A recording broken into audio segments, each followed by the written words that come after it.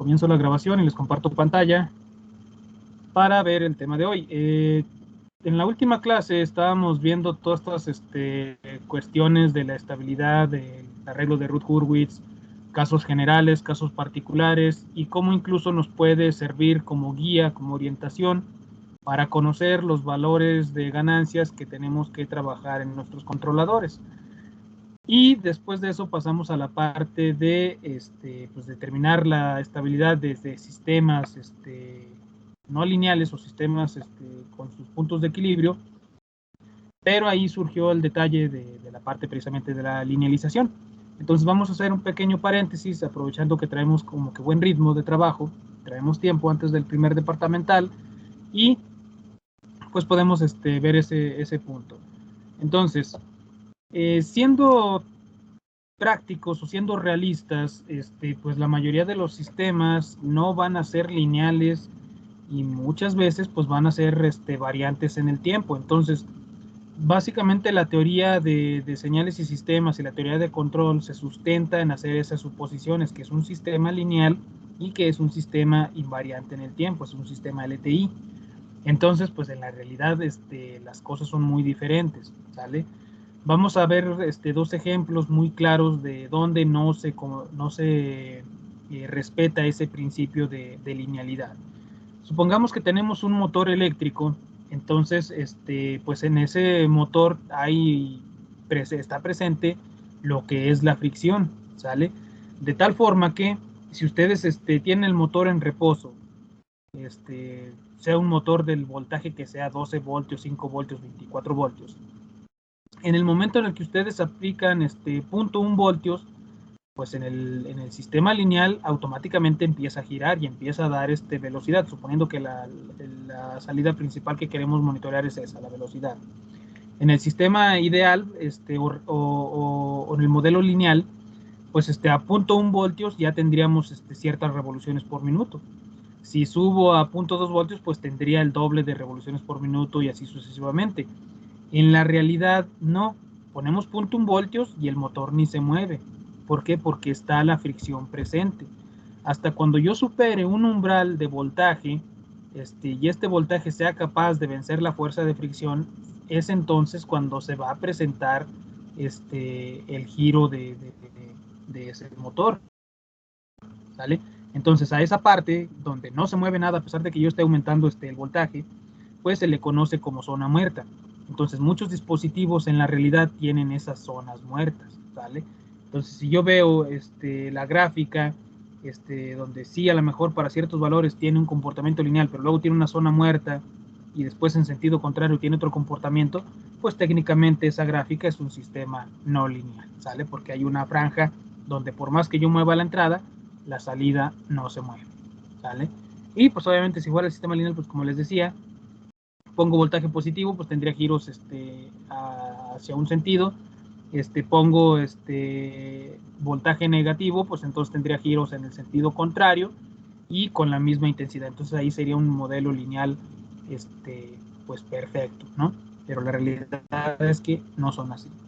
Entonces, otro ejemplo u otra linealidad aparte de la zona muerta se le conoce como la saturación. O sea, la saturación es otro fenómeno que está presente en varios sistemas y que automáticamente nos dan el traste con la linealidad de un sistema. Vamos a suponer que tenemos un horno eléctrico. Entonces, en este horno eléctrico, pues aquí, para principio de cuentas, si nosotros ponemos voltaje positivo, pues la temperatura va a empezar a subir, ¿sale? Aquí a lo mejor si aplica la parte de si aplica un volt, pues cierta resistencia eléctrica va a empezar a calentar un poquito, ¿sale? Entonces conforme yo empiece a aumentar el voltaje, pues voy a llegar a aumentar la temperatura, pero después de cierto valor, por más que yo le suba voltaje, la resistencia eléctrica en este caso, que es la que se está utilizando para calentar, pues va a tener un límite y ya no va a ser capaz de producirme más temperatura por más que yo le añada mucho más voltaje, ¿sale? Entonces ahí tenemos el efecto de saturación. Ahora, por otro lado, también se tiene el efecto de valor, digamos, absoluto. A lo mejor le pongo voltaje negativo, y como es una resistencia, pues no importa cómo les conectemos el voltaje a las resistencias, no tienen polaridad. Entonces, si yo doy voltaje negativo, después la temperatura también va a empezar a subir. Si yo doy más voltaje negativo, pues también llego a la misma zona de saturación. Entonces aquí se está combinando lo que es la saturación a valores muy altos, ya sea positivos o negativos, y también la parte del valor absoluto. Es decir, no porque yo ponga voltajes negativos significa que voy a tener temperaturas negativas, ¿vale? Entonces, si se fijan, este comportamiento en una resistencia eléctrica, en una resistencia que produce calor, pues vemos que es un modelo completamente no lineal, ¿vale? Tenemos, les digo, dos fenómenos, el de valor absoluto, es decir, me da igual si pongo valores negativos o positivos de voltaje, la temperatura sube, no hay manera de hacerla bajar aplicando voltaje, y tengo los efectos de saturación, ¿sale? Entonces, aquí la cuestión es, ¿sí queda claro esa parte de por qué la mayoría de los sistemas en la realidad son no lineales? Sí, profe, todo bien. Sí, sí, queda claro. ¿Sí? Muy bien. Perfecto. Entonces, pero tenemos la ventaja, perdón.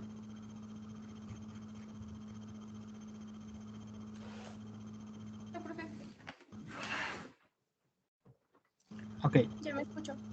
Entonces, ok, tenemos la ventaja de que a pesar de que sean sistemas no lineales, nosotros podemos linealizarlos o bien trabajar en zonas donde sí presenten un comportamiento lineal.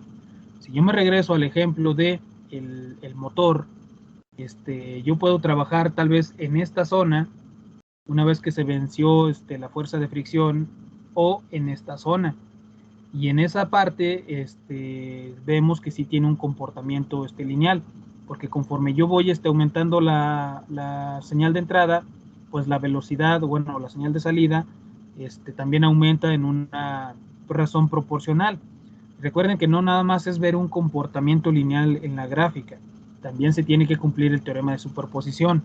Por ejemplo, si yo estoy diciendo que a 5 voltios tengo 1000 revoluciones por minuto, y si estoy viendo que a lo mejor a 2.5 tengo 500 revoluciones por minuto, entonces si yo sumo las entradas son 7.5 voltios, la salida tendría que ser la suma de las salidas individuales, es decir, 1000 más 500, entonces a 7.5 debería coincidir con 1500 revoluciones por minuto, ¿sale?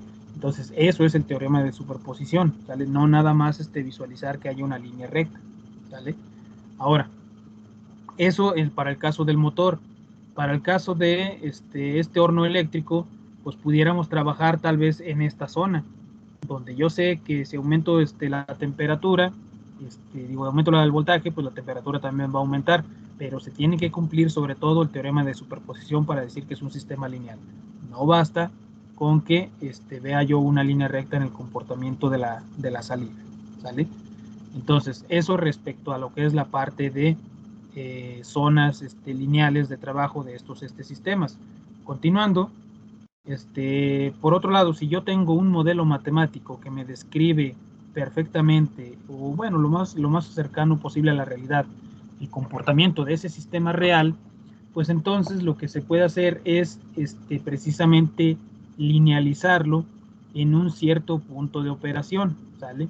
Es decir, no nada más me enfoco en la zona en la que ya sé que se comporta de manera lineal, sino que puedo utilizar cualquier punto de esa zona de todo su rango de operación y trabajar en ese punto exclusivo y decir que ahí va a trabajar en una parte lineal. Digamos, en términos prácticos o en términos coloquiales, si nosotros vemos el planeta Tierra desde el espacio, o sea, como se ve en el espacio, pues es un globo, es una cosa redonda hasta cierto punto, pero conforme se va haciendo zoom, se va acercando, pues hay momentos, de hecho, podemos decir, una parte infinitamente pequeña de ese planeta, pues se considera una sola lineal, que por ejemplo es el plano donde vivimos, ¿no? El plano donde está construida la casa, donde vivimos. O sea, técnicamente ahí se puede considerar que es una zona lineal, ¿vale? Digo, en términos prácticos. Entonces, a eso es a lo que nosotros nombramos linealizar en un cierto punto de operación. Para hacer eso, hay muchos métodos. El más común o el más pues fácil hasta cierto punto sería a través de la serie de Taylor, que ya me comentaban que lo habían visto en la clase de modelado. La serie de Taylor es básicamente una serie pues matemática, una serie de sumatorias, donde yo puedo representar cualquier función como esa función evaluada sobre cierta condición inicial o bien sobre cierto punto de operación, y después ir sumando derivadas parciales de diferente orden de esa función y evaluadas en ese punto de operación, ¿sale? Entonces básicamente sería eso. En este caso, pues de lo que decimos, f de x es cualquier función, cualquier modelo matemático que me describa el comportamiento de un sistema, y x subíndice o es el punto de operación donde yo quiero trabajar, y pues el diferencial de x son variaciones o bien derivadas parciales sobre ese punto de operación. Entonces, la linealización para este caso, o utilizando la serie de Taylor, consiste en considerar únicamente los dos primeros términos de la serie, es decir, la función evaluada sobre ese punto de operación y añadirle las derivadas parciales de esa función respecto o alrededor del punto de operación. Entonces vamos a ver un ejemplo para que quede claro cómo se utiliza la serie de Taylor. Aquí vamos a suponer que tenemos un circuito eléctrico donde tenemos una inductancia o una bobina y tenemos una resistencia, pero esta resistencia resulta que es no lineal por algún motivo, ¿sale? De tal forma que, como yo aquí tengo una bobina, pues esta bobina me acelera la corriente, ¿sale? Al final de cuentas es el funcionamiento, ¿cómo se diría? Primordial de una inductancia. Entonces, en el momento en que yo tengo una fuente constante, pero tengo una cierta bobina con un cierto valor, pues a final de cuentas ahí me provoca una, pues digamos, aceleración, una variación de corriente respecto al tiempo. Entonces, técnicamente el valor que yo tenga en este resistor pues va a ser no lineal, ¿sale? Entonces, la relación que precisamente me describe esa no linealidad es que el voltaje en esta resistencia va a ser 10 veces el logaritmo natural de la mitad de la corriente que esté fluyendo a través de la resistencia. Entonces, un logaritmo natural pues es una función altamente no lineal.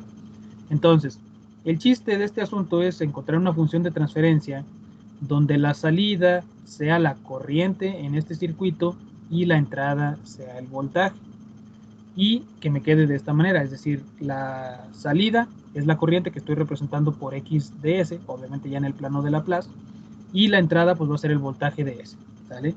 Y hay que linealizar todo este modelo matemático o todo este circuito para el punto de operación correspondiente a 20 voltios. Es decir, yo voy a trabajar este circuito eléctrico con 20 voltios.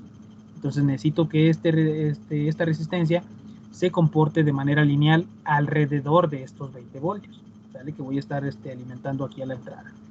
Entonces, vamos a darle solución. Primeramente hay que obtener una ecuación diferencial o bien un modelo matemático que me describa el comportamiento de este circuito. Para nosotros obtener un modelo matemático, pues vamos a recurrir a las leyes de electricidad. En este caso, el análisis de leyes de Kirchhoff. Vamos a resolver por mallas y vamos a poner del lado izquierdo todos los elementos que consumen voltaje, que en este caso tenemos una inductancia, que se representa con la L, y tenemos una resistencia, ¿sale? Entonces, ambos elementos, tanto la inductancia como la bobina como la resistencia, pues consumen energía. Y del lado derecho ponemos a los elementos que producen la energía. Entonces, el voltaje en una inductancia o una bobina va a estar dado por precisamente el valor de inductancia que tenga esa bobina, cuántas vueltas, cuántos giros tenga el alambre ahí en ella, por la derivada de la corriente, ¿vale? Y para el caso de la resistencia, pues sería tal cual el voltaje que haya en ella, que para fines prácticos habíamos dicho que iba a ser 10 veces el logaritmo natural de 0.5 veces la corriente eléctrica, ¿sale? Y pues del otro lado seguimos teniendo el voltaje. Entonces, una vez que despejo o sustituyo el valor del voltaje, pues me voy a quedar con esta ecuación. Yo sé que la derivada de una función que depende del tiempo, pues la puedo simplificar y ponerla como x punto. Aquí ya no voy a poner que depende del tiempo porque sabemos que a final de cuentas hay variaciones de estas señales respecto al tiempo. Ahí simplemente para simplificar, para no escribir tanto, ¿sale? Entonces, si yo quiero linealizar esta ecuación, que a final de cuentas fue la que obtuve haciendo el análisis de mallas, necesito conocer los demás valores de las otras variables alrededor del punto de operación, ¿sale? Es decir, necesito conocer, ya dije, el voltaje de operación, necesito conocer cuál es el punto de operación de la corriente, porque al final de cuentas yo ya tengo el voltaje de operación, pero a ese voltaje de operación le corresponde una cierta salida, ¿sale? Y a la vez, pues también necesito conocer el valor de la derivada de ese punto de operación, ¿sale? Entonces, vamos por partes. Yo ya dije que el voltaje de operación o la entrada en un punto de operación iba a ser 20 voltios, ¿sale? La derivada de la corriente, si yo supongo que va a ser constante, la corriente va a ser fijo en el tiempo, todo eso, entonces la derivada de una constante, pues va a ser cero, ¿sale? De hecho, yo no quiero que la corriente cambie, porque si la corriente cambia, pues automáticamente me va a afectar el valor de la resistencia, que es no lineal, ¿sale? Entonces me interesa que se quede fijo. Ahora, la única incógnita que me queda es, bueno, ¿y qué valor de corriente va a ser? ¿Sale? Yo ya sé que no va a haber cambios de corriente, por lo tanto aquí la derivada de la corriente va a ser cero, ¿sale? Pero ¿cuál va a ser el valor de la corriente cuando yo esté trabajando a 20 voltios? Esa es la incógnita que me queda. Entonces, para calcular precisamente esa corriente de operación que corresponda a ese voltaje de operación, lo que se hace es sustituir los valores en la ecuación diferencial no lineal. Es decir, yo tengo, me voy a regresar tantito, disculpen. Yo tengo que en la ecuación esta que estamos viendo aquí en pantalla, esta de aquí, yo ya dije que la derivada de la corriente tiene que ser cero. Es decir, no quiero cambios en la corriente. Por lo tanto, el valor de la inductancia por cero, pues este término automáticamente se cancela, ¿sale? Tengo el voltaje de operación, yo lo conozco, dije que son 20 voltios. Y lo que me interesa ahora conocer es el voltaje de la corriente de operación, es decir, X subíndice O. X aquí, si yo añado el subíndice O, X subíndice O punto es igual a cero, entonces por eso estoy cancelando ese término. ¿Se entiende esa parte?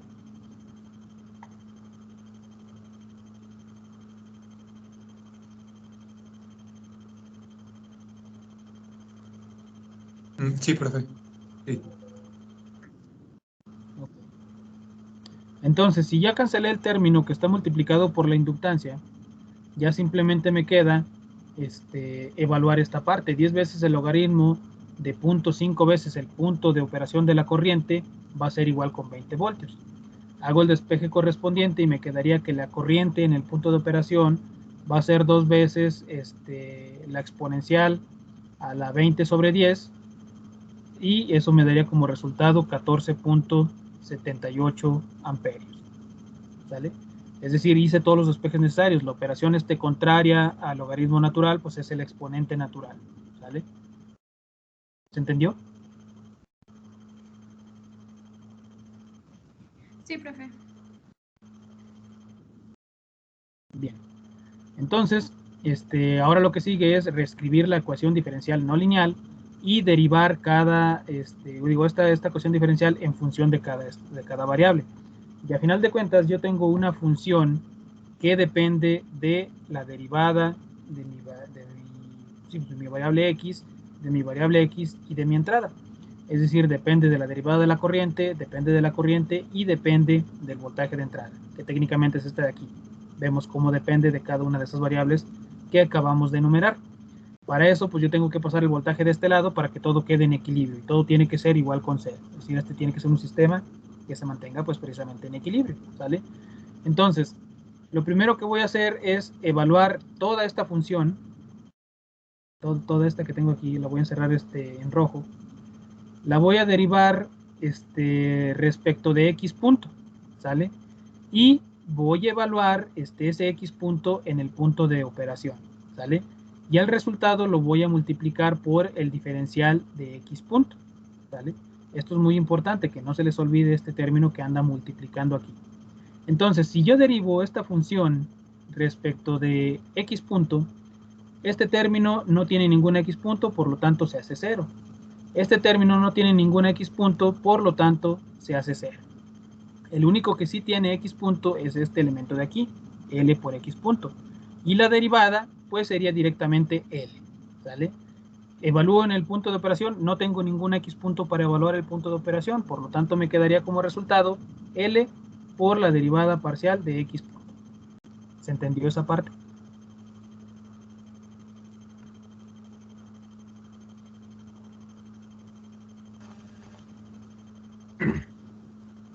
Sí, profe, todo bien.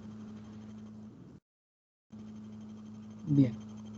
Entonces, continuando, ahora lo que voy a hacer es toda esta función que yo tengo en rojo, derivarla respecto de x, la segunda variable que tengo en mi función. Y la voy a evaluar en el punto de operación. Una vez que la derivé, la evalúo sí, sustituyo el punto de operación dentro de esa derivada y multiplico por el diferencial de x. Entonces, este elemento no tiene x, se cancela. Este elemento no tiene x, se cancela. El único elemento que me queda que sí contiene una x sería este de aquí. Entonces hago la derivada respecto de x de 10 veces el logaritmo natural de 0.5x. Al resultado de esa derivada sustituyo la x como 14.78, que fue la corriente de operación que obtuvimos aquí arriba, y multiplico por el diferencial de x. Sustituyendo todas esas operaciones y todos esos pasos, resulta que al final me daría un valor de 0.677 multiplicado por el diferencial de x. ¿Sale? Y continuando, lo que sigue es hacer la derivada parcial. Aquí no lo noté, se me olvidó esa derivada parcial. De todo el sistema respecto de v, que sería menos v, la derivada parcial de la función respecto de v sobre el punto de operación. Si yo derivo respecto a v, me queda automáticamente una constante, y esa constante pues la multiplicaría por el diferencial de v. Y por último, la ecuación linealizada pues sería la sumatoria de todas las derivadas que fui calculando previamente. Fue la primera, el valor de la inductancia por el diferencial de x punto más 677 por el diferencial de x menos el diferencial de v, ¿vale? Y todo eso se tiene que mantener igual con 0, ¿vale? Entonces yo ya tengo una ecuación aquí diferencial linealizada, ¿vale? Por lo tanto yo le puedo aplicar la transformada de Laplace, de tal forma que me quedaría el valor de inductancia por x de s por s, porque es una derivada, más 677 por x de s, la derivada de x, y menos el diferencial de v, es decir, menos v de s. Entonces, como yo había dicho que quería la función de transferencia teniendo como salida la corriente y el voltaje como entrada, pues hago las respectivas despejes y me quedaría esta función de transferencia, ¿sale? 1 sobre s más 0.677. Entonces, para comprobar que este sistema fue linealizado correctamente, lo que se hace es simular ambos sistemas donde se aplica una entrada de voltaje tipo rampa sobre o bien alrededor del punto de operación. En este caso, ese voltaje de rampa va a ser una fuente que se va a incrementar lentamente a partir de 20 voltios, que es donde dije que yo iba a tener mi punto de operación de entrada, y que llegue hasta 300 voltios en 200 segundos, es decir, se va a incrementar gradualmente. Entonces, en esta gráfica nosotros podemos ver que dijimos que íbamos a aumentar desde 0 hasta 200 segundos el voltaje de operación, y aquí estamos viendo lo que pasa con la salida. La salida en el instante 0, cuando yo aplico 20 voltios, pues tenía un valor de 14.78 amperios. Entonces, conforme voy aumentando el voltaje, nótese que una línea sí sigue un comportamiento lineal, que es precisamente la del sistema linealizado. Así se comportaría la salida de mi sistema. Y en el sistema real, o en el no linealizado, la corriente empezaría a hacer esto, ¿vale? Conforme yo aumento el voltaje con esa bobina que tengo ahí en el circuito, pues estaría provocando un aumento en la corriente, ¿vale? Entonces tendría este comportamiento, pues digamos hasta cierto punto parabólico, ¿vale? Entonces, podemos ver que para ciertos valores de tiempo, según vaya aumentando el voltaje, pues ambos sistemas mantendrían un comportamiento bastante similar, ¿sale? Entonces, si graficáramos al revés, hacia este lado, pues se mantendría la línea, y conforme trabajemos con puntos más alejados de los 20 volts, que es el voltaje de operación, pues empezaríamos a ver cómo ambas gráficas se desconectan, por así decirlo. Entonces, técnicamente lo que estamos diciendo es que alrededor de ese punto de operación yo puedo considerar que mi sistema es lineal. Y si yo considero que en esa zona o en ese punto de operación el sistema se comporta de manera lineal, para determinar si es estable o no, pues me regreso a las técnicas del arreglo y criterio de Routh-Hurwitz para determinar si ese sistema es estable o no. En esa región nada más, porque yo sé que si le aplico un arreglo de Routh-Hurwitz en este lado, pues no va a ser estable porque el sistema tiende a diverger, ¿sale? Uno de otro. ¿Dudas hasta aquí? Yo sí tengo una duda, profe. ¿Por qué empieza en 15 y no en Diga. 20? ¿O es un ejemplo nada más? Es que... No. Es que bueno que lo menciona, porque es la importancia de ponerle el nombre a los ejes. Esto es tiempo, y esto de aquí sería X de t, que dijimos que era la corriente. O sea, la corriente empieza en 14.78. Ah, ok, profe. Sí. Sí, porque luego se puede pensar, como dijimos, como empezamos este análisis con que el voltaje iba a aumentar de 20 a 30, pues esperábamos ver la gráfica aquí, ¿no? De 20 a 30. Pero no, esto es corriente contratiempo. Por eso les digo, por eso es muy importante ponerle el nombre a los ejes de que estoy graficando.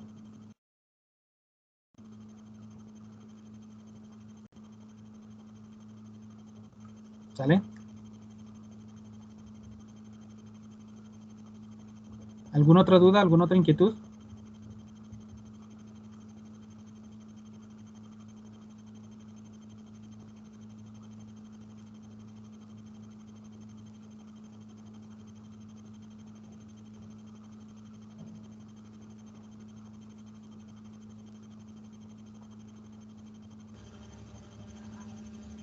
¿Podría regresarle a la diapositiva anterior un segundo, profe?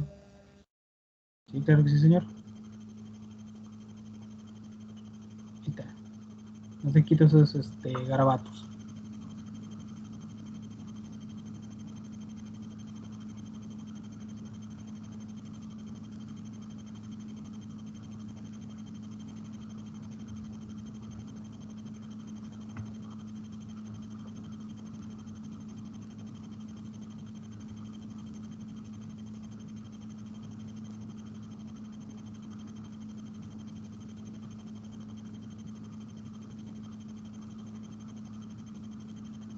¿Listo?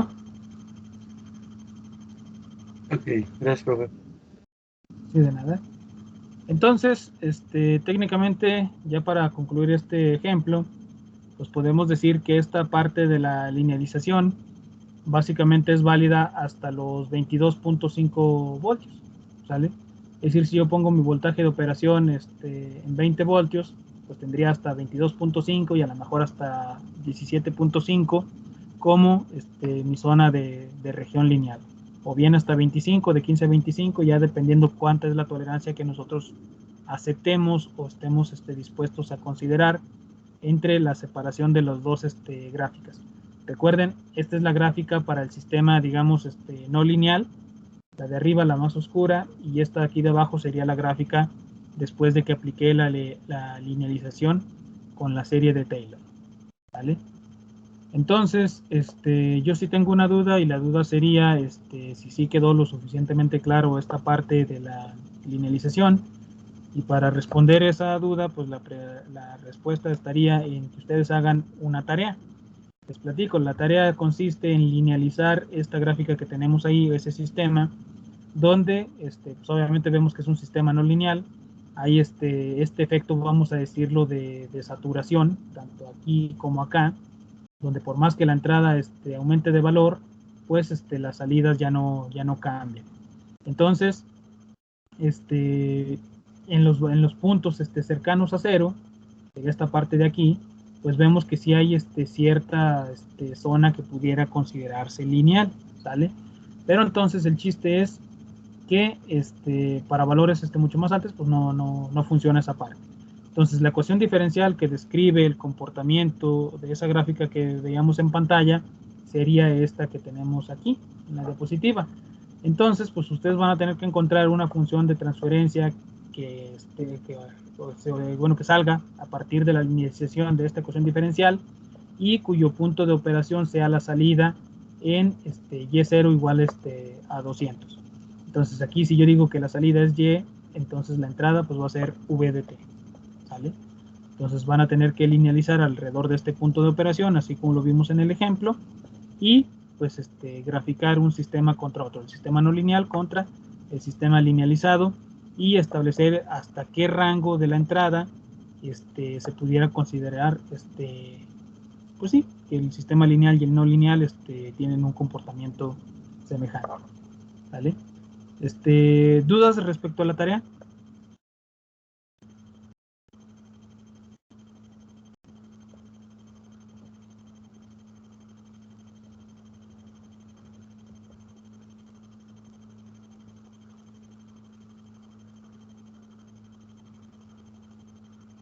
Disculpe, profe, ¿cuándo sería la fecha de entrega para esta tarea?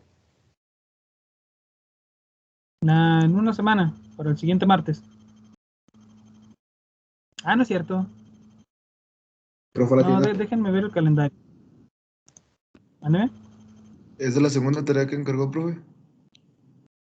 Bueno, la tercera, creo. No, esta sería una tercera tarea.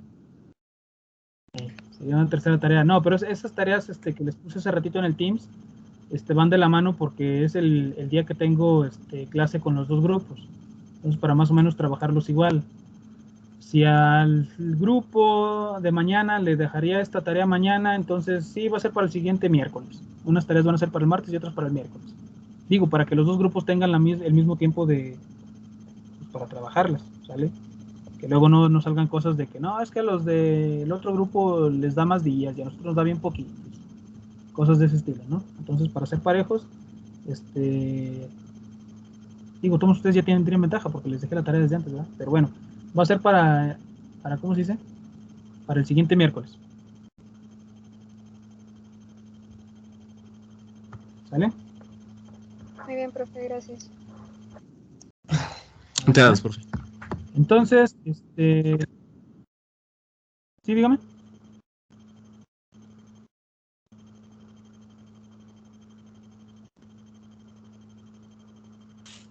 Creo que le dijo gracias, profe.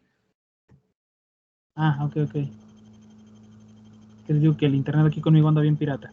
Bueno, entonces, hasta aquí le dejamos el día de hoy, hasta aquí dejamos la clase. Y este tema de la unidad 2, lo sigo postergando para la siguiente semana. Digo, para no saturarlos tanto, porque ahorita van a hacer tarea de reducción de diagramas de bloques, van a hacer tareas de criterio de Ruth-Hurwitz y van a hacer tarea de linealización de sistemas.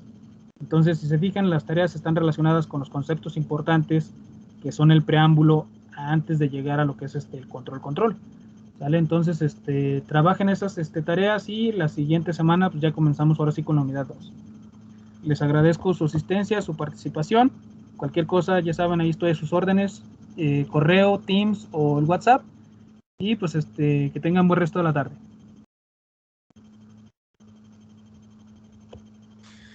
Sale, profe, nos vemos. Gracias.